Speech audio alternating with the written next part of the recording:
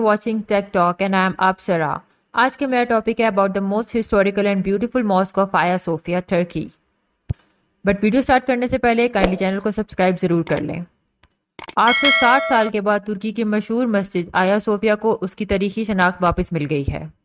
10 جولائی 2020 میں ترکی کے صدر طیب رجب اردگان نے یہ حکم دیا تھا کہ آیا صوفیہ کو دوبارہ سے مسجد کا درجہ دے دیا جائے.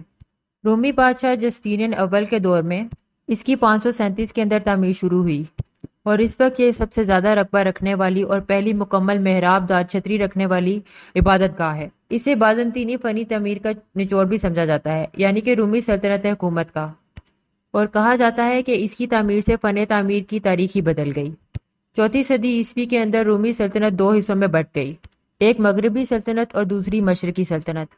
تو مشرقی حصہ اپنے دارالحکومت کے نام بازنطین پر بازنطینی سلطنت کہلایا. 330 میں بازنطینی شہنشاہ قسطنطن نے اس کا نام تبدیل کر اپنے نام پر قسطنطنیہ رکھ دیا. آیا صوفیہ اس دور کے اندر عیسائیوں کا ایک بہت بڑا چرچ ہوا کرتا تھا. یہ مسیحیوں کے گروہ آرتھوڈاکس خلیصہ کا اہم مرکز ہوا کرتا تھا اور عالم عیسائیت اس خلیصہ کو مقدس ترین عمارت کے نام پر جانتے تھے. یہ عمارت پورے 1000 سال تک اہل عیسائیت کے لیے مذہبی اور روحانی مرکز کے طور پر استعمال ہوتی رہی. مسیحیوں کا عقیدہ بن چکا تھا کہ یہ خلیصہ کبھی بھی ان کے ہاتھوں سے نہیں نکل سکتا، یعنی کہ ہمیشہ ان کے قبضے میں رہے گا.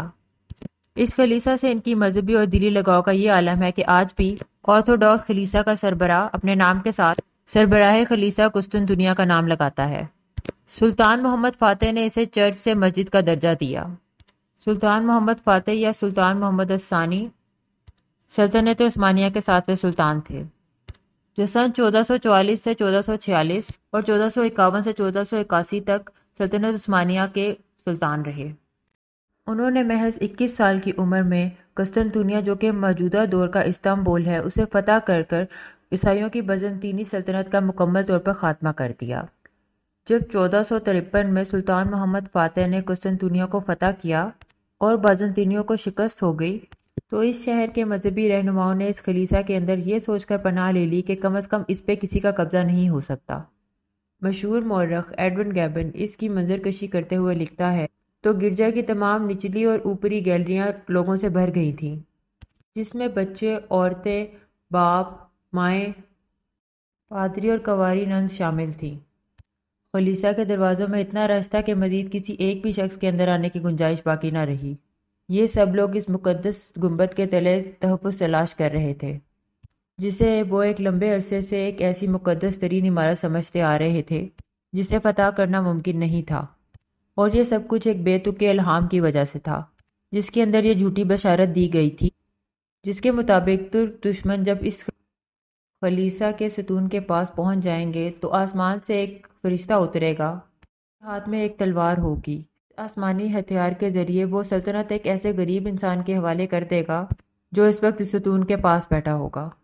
لیکن ترک عثمانی فوج اس ستون سے بہت زیادہ آگے بڑھ کر آیا صوفیہ کے دروازے تک پہنچ گئی، لیکن نہ تو کوئی فرشتہ آسمان سے نازل ہوا اور نہ ہی رومیوں کی شکست فتح میں تبدیل ہو سکی.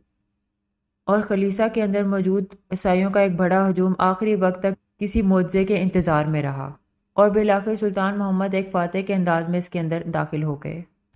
لوٹ مار کرنے کے بجائے سب کے جان مال اور مذہبی آزادی کی پوری ضمانت دی، اس خلیصہ کی قیمت ادا کی، اور فتح کے دن فجر کی نماز کے بعد سلطان محمد نے یہ اعلان کیا کہ انشاءاللہ ہم ظہر کی نماز آیا صوفیہ میں ادا کریں گے. چنانچہ یہ اسی دن فتح ہوا اور اس کی سرزمین پر جو پہلی نماز ادا کی گئی وہ ظہر کی نماز تھی. اس کے بعد پہلا جمعہ بھی اسی سرزمین پر ادا کیا گیا. سلطان محمد ثانی نے مسیحیوں کے اس عظیم مرکز کو فتح کر حضرت محمد صلی اللہ علیہ وآلہ وسلم کی خواہش کو پورا کر دکھایا، کیونکہ حضور پاک صلی اللہ علیہ وآلہ وسلم نے اپنے دور میں قسطنطنیہ کو فتح کرنے والوں کے لیے جنت کی بشارت دی تھی. قسطنطنیہ فتح کر سلطان محمد ثانی اسلام کے نامور شخصیت میں شامل ہو گئے. لوگوں نے دیکھا کہ قسطنطنیہ فتح ہوا، عیسائیوں کے 1000 سالہ غرور کے بت اوندے منہ وہاں پڑے ہیں، اور قسطنطنیہ کی فصیل کے نیچے حضرت ابو ایوب انصاری رضی اللہ تعالیٰ عنہ کے مقبرے پر ہلالی پرچم کا سایہ موجود ہے.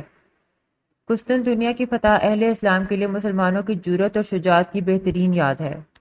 قسطنطنیہ کی فتح کے بعد 481 سال تک آیا صوفیہ مسلمانوں کی عبادت گاہ رہی. لیکن سلطنت عثمانیہ کے خاتمے کے بعد جب مصطفیٰ کمال اتاتürk ترکی کا سربراہ بنا تو اس نے 1934 کے اندر اس مسجد میں نماز بند کر کے اسے ایک میوزیم کے اندر تبدیل کر دیا۔ آپ کو پتہ ہونا چاہیے کہ مصطفیٰ کمال اتاتürk اپنے نوجوان فوجیوں کے ساتھ مل کر خلافت عثمانیہ کے خلاف بھرپور سازشیں رچی، جس کی بنا پر اس کو اتاتürk کا لقب دیا گیا، جس کا مطلب ہے ترکیوں کا باپ۔ لیکن ترکوں کی بہت سی اصلیت اس کو آج بھی تسلیم نہیں کرتی اور مصطفیٰ کمال کو لادین یعنی ایک ایتھیسٹ قرار دیتی ہے، جو کہ دنیا کی ایک بہت بڑی تنظیم یعنی فری میسنز کا ایک بہت بڑا عظیم ممبر تھا، اور اس کو ایک سازش کے تحت ترکی کو توڑنے کے لیے اور خلافت عثمانیہ کو ختم کرنے کے لیے بھیجا گیا تھا۔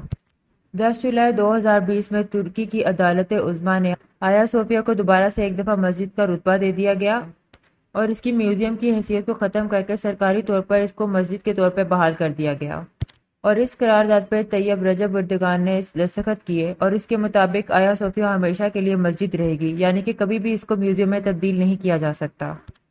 آیا صوفیہ کی مسجد کے طور پر بحالی کے بعد ترکی اور کئی مسلم ممالک میں ایک جشن کا سماں ہے، لیکن امریکہ اور مغربی ممالک میں اس وجہ سے سوگ طاری ہو گیا ہے۔ واشنگٹن سے اس سخت ناراضگی کا پیغام بھی آ چکا ہے، اور یہ امریکہ ہی ہے جس کی پشت پناہی کی وجہ سے بیت المقدس کی حیثیت کو تبدیل کرنے کی کئی سالوں سے کوشش کی جا رہی ہے، بلکہ اب کہ امریکہ نے اپنا غیر قانونی سفارت خانہ بھی اسرائیل میں بنا لیا ہے۔ یہودی حکمران مسلمانوں کے اس مسجد پر داخلے پر پابندی لگا رہے ہیں، اور یہودی فوجی بیت المقدس کے اندر دندناتے پھرتے نظر آتے ہیں، اور طیب رجب اردگان نے بھی اس طرف اشارہ کیا ہے کہ یہودی بیت المقدس کو نشانہ بنا رہے ہیں، جس پہ عالمی برادری احتجاج تک کرنے کی جرت نہیں رکھتی، اور ان کا یہ بھی کہنا ہے کہ آیا صوفیہ کے بعد ہماری اگلی منزل مسجد اقصیٰ ہے۔ دوستو، ویسے تو آیا صوفیہ کی عمارت 538 عیسوی کے بازنطینی دور میں تعمیر ہوئی، لیکن جب سلطان محمد فاتح نے اسے فتح کیا تو انہوں نے گرجا گھر کے پادری کو ایک بھاری رقم دے کر اس عمارت کو خرید لیا، یعنی عیسائی سے بیچ کر جا چکے ہیں، چنانچہ اس عمارت پر ان کا اب کوئی حق نہیں رہا۔ لیکن اب بھی نہ جانے کیوں وہ اس کے دعوے دار ہیں۔ آیا صوفیہ کے اندر اذان دی جا چکی ہے، اور 24 جولائی سے یہاں باقاعدہ نمازیں بھی شروع ہو گئی ہیں، جس میں طیب اردگان اور ان کی کابینہ نے شمولیت اختیار کی۔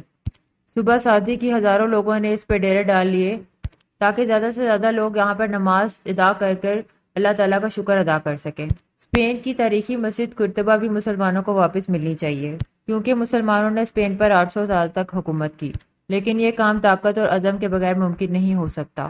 ہندو انتہا پسندوں نے تاریخی بابری مسجد کو طاقت کے زور پر مسمار کر دیا، لیکن نام نہاد عالمی برادری اور امریکہ نے اس پر خاموشی اختیار کی۔ لیکن آیا صوفیہ کی باری پر ان کی چیخیں نکل رہی ہیں۔ مجھے امید ہے کہ آج کی اس ویڈیو میں آپ کو بہت کچھ نیا جاننے کو ملا ہوگا، اور یہ ویڈیو آپ کو پسند آیا ہوگا۔ اگر آپ کو آیا صوفیہ کی یہ ویڈیو اچھی لگی اور آپ کو کچھ نیا جاننے کو ملا تو کائنڈلی ویڈیو کو لائک ضرور کریں اور اپنے فرینڈ سے ضرور شیئر کریں۔ آج کے لیے اللہ حافظ۔